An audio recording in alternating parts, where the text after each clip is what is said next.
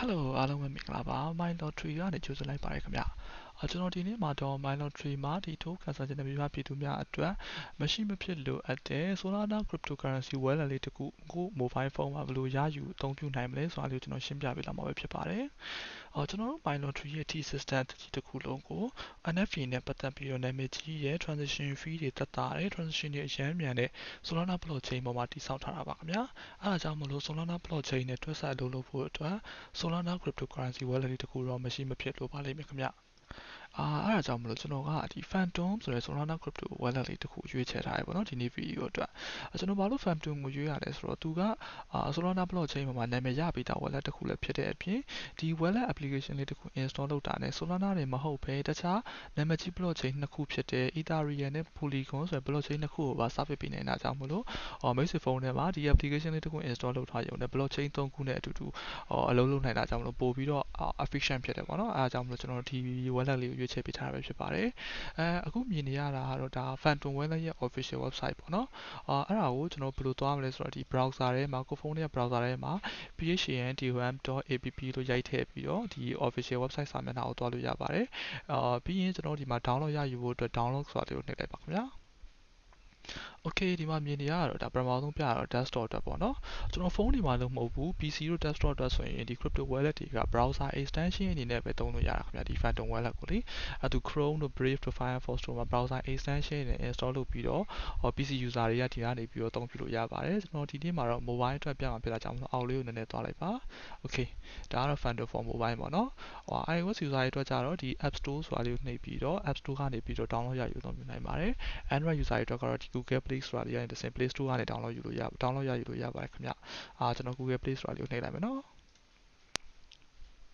Okay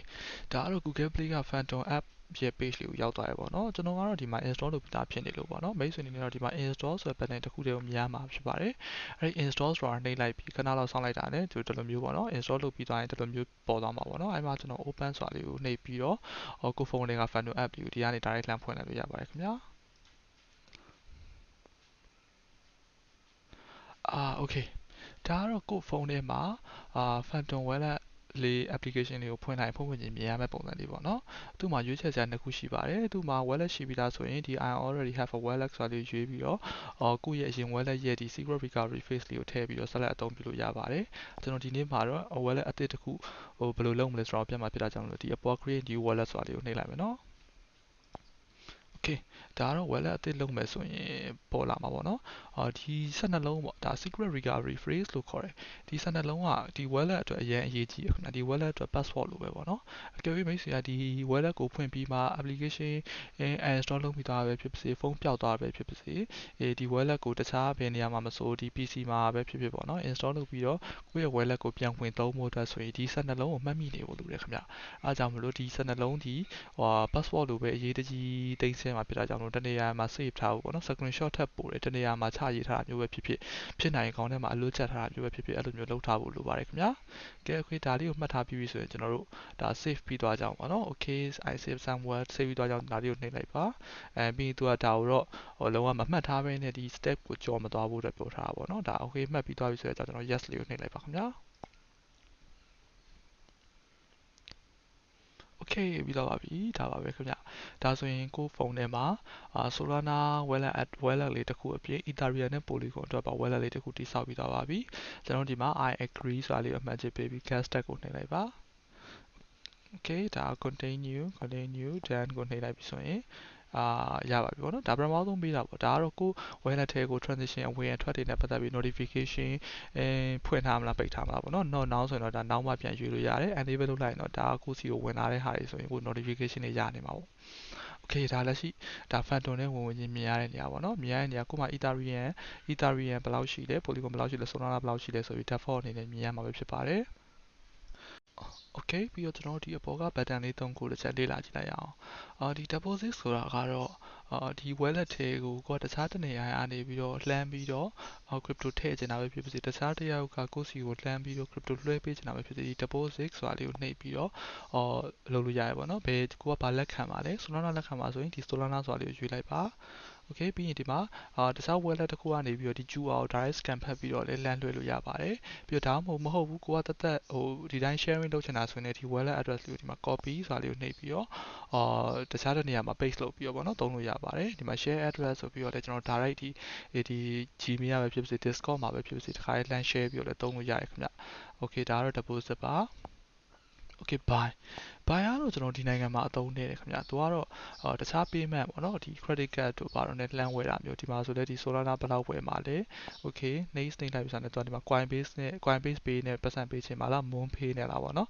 ဒီမှာ bank transfer တွေကနေရတယ် Apple Pay တို့ဘာလို့ကနေတစ်ဆင့်ဒီ Solana ကို direct ဝယ်လို့ရအောင်လုပ်ပေးထားတဲ့ဟာပေါ့နော်ဒါပေမဲ့ဒီနိုင်ငံမှာတော့အသုံးနေတယ်okay ပြီးတော့ဒီ SAN ကတော့ကိုကဒီပြောင်းပြန်ပေါ့နော်အရင်ကကိုကလက်ခံမယ်ဆို deposit ကိုသုံးရတယ်သူများကိုပေးမယ်ဆိုရင် SAN ကိုနှိပ်ရတယ်ခင်ဗျ SAN ကိုနှိပ်ပြီးရင်ကိုဘယ်တုံးကင်ကို SAN တင်တာလဲပေါ့နော်ပေးချင်တာလဲ Solana ကိုရွေးလိုက်ပါရွေးလိုက်ပြီဆိုတာနဲ့ဒါခုနကျွန်တော် copy လုပ်ခဲ့လို့ပေါ့နော်ဒီမှာကိုပို့ချင်တဲ့ wallet address လေးပေါ့နော်wallet address လေးကိုရိုက်ထည့်လို့တော့မဖြစ်နိုင်ဘူးပေါ့နော်သူပေးတဲ့ QR ကိုပဲဖြစ်ဖြစ်ဒါလေးကိုနှိပ်ပြီးတော့ QR ဖတ်လို့ရတယ်ဒါမှမဟုတ်ရင်သူ share ပေးတဲ့ဒီ wallet address လေးကို copy ကူးလာပြီးတော့ဒီမှာကျွန်တော် paste လုပ်ပြီးတော့ဆန့်လို့ရတယ်ပေါ့နော် okay ဒါကတော့ Solana ဆန့်တဲ့ပုံစံလေးပါ okay ဒါတော့ဒီ button လေးသုံးဖို့အလုပ်လုပ်တဲ့ပုံစံပေါ့နော် okay ကျွန်တော်တို့မှာနောက်တစ်ချက်ပေါ့နော်ဒီမှာ menu လေးတောင်တုံးလေးသုံးခုရှိရပေါ့နော်ဒါလေးကိုတွားကြည့်လိုက်အောင်ဒီကတော့ collectible box เนาะကိုယ့်ရဲ့ NFT လေးတွေအကုန်လုံးတော့ဒီမှာပေါ်နေမှာခင်ဗျဒီ page မှာလာပြီးတော့ 10 CV ပေါ်နေမှာပါဒါကတော့ NFT လေးတွေမြင်ရတဲ့နေရာပေါ့နော်ဒီဘက်ကတော့ cryptocurrency မြင်ရတဲ့နေရာဒါကတော့ NFT ကိုပြတဲ့နေရာပေါ့လက်ရှိမှာတော့ကျွန်တော်စီမှာဘာ NFT မှမရှိသေးဘူးဒါ wallet အသစ်မလို့ဘာမှတော့မြင်ရမှာမဟုတ်ဘူးပေါ့နော် okay ဒီမြားလေးနှစ်ခုအဝင်ထွက်မြားလေးဒါလေးကတော့တုံကင် swap ပေါ့နော်ဆိုတော့ဒီမှာ exchange ပေါ့အပြင်မှာဆိုရင်ကိုကမြန်မာငွေနဲ့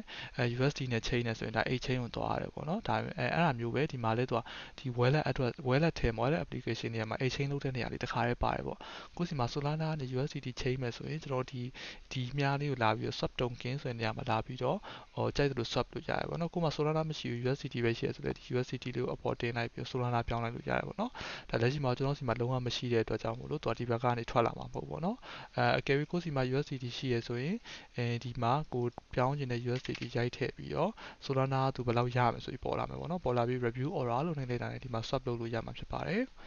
နောက်တစ်ခုဒီ lightning ပုံစံလေးဒါလေးကကျတော့ recent activity ဘယ်လိုပြောရမလဲကိုဒီ wallet ထဲမှာလုပ်သမျှ transition တွေပေါ့နော်အဝယ်တွေအထွက်တွေအရောင်းတွေအဝယ်တွေအကုန်လုံးဒီ recent activity မှာတခါတည်းအကုန်လုံးတစုံတစ်စီးမြင်ရမှာပဲဖြစ်ပါတယ်ပြီးတော့ဒီကမ္ဘာလုံးပုံလေးတွားကြည့်လိုက်အောင်ဒါကတော့ဒါ Solana ရဲ့တခြားနာမည်ကြီး website တွေကိုလှမ်းပြီးတော့ access လုပ်လို့ရတဲ့နေရာပေါ့နော်ပြောရမှာဆိုရင်ဒါကဒီ browser ရဲ့ဒီ wallet ရဲ့ built-in browser ပေါ့နော်ဒီ browser ကနေတဆင့်ကျွန်တော်ဒီမှာ magic add-on ဆို magic add-on ကိုတွားလိုက်ပြီဆိုရင်ဒါက Solana ရဲ့ secondary marketplace ကိုတက်ရောက်သွားမယ်ကျွန်တော်ဒီကနေတဆင့်ကို wallet နဲ့ချိန်ပြီး NFT တွေတခါလေးလှမ်းဝယ်လို့ရမယ်ရောင်းလို့ရမယ်ပေါ့နော်ဒီလိုမျိုးလုပ်ပေးထားတာပါဒီ browser ကတော့ browser လို့လုပ်လို့တယ်ဒီမှာGoogle လို့ရိုက်လိုက်တာလည်းဒါမှ Google ကိုပေါ်လာတယ်ပေါ့နော်ဒါကတော့ဒီ wallet ထဲမှာပါတယ် browser application တွေပေါ့နော်okay လက်ရှိဒီလောက်ပါပဲကျွန်တော်ဒီ Solana နဲ့ Solana wallet နဲ့ပတ်သက်ပြီးတော့download ရယူပြီးပြီဆိုတော့ကျွန်တော်နောက်တစ်ဆင့်မှာတော့ကျွန်တော်ဒီထဲကိုဘယ်လိုမျိုး crypto လွယ်လွယ်ကူကူဘယ်လိုဝယ်မလဲကျွန်တော် Discord server မှာရောင်းတဲ့နေရာလေးကလွယ်ကူ crypto ဝယ်မလဲဆိုတာလေးကိုကျွန်တော်ဆက်လက်ပြီးရှင်းပြပေးတော့မှာဖြစ်ပါတယ်ဒီနေ့တော့ဒီလောက်ပါပဲခင်ဗျအားလုံးပဲကံကောင်းကြပါစေ